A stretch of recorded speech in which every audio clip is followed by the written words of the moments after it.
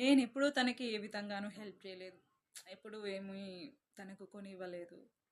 నాకు ఫీవర్ వస్తే తను ఆకలితో ఉండేది. ఏం తినకపోయేది.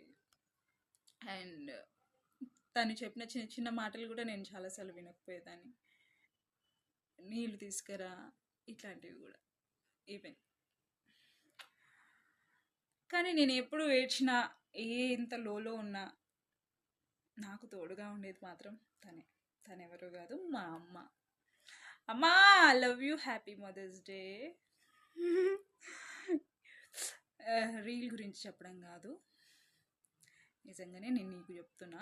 ఇగో ఇట్లాంటి ముచ్చట్లు నీకు నేను చెప్పిందే అనుకో, నోరు మూసుకోయే పక్క కోట అంటావు. నువ్వు వినవే అప్పుడు, అందుకే నేను ఇట్లా చెప్తున్నాను. నిజంగా అమ్మ, ఐ లవ్ యూ. నువ్వు చూడవని తెలుసు ఈ రీల్, కానీ ఒరే, నేను తెలిసిన వాళ్ళు ఉన్నారు కదా, ఎవరైనా ఉన్నారా, చూస్తున్నారా? చూస్తే ఇమ్మీడియట్గా పోయి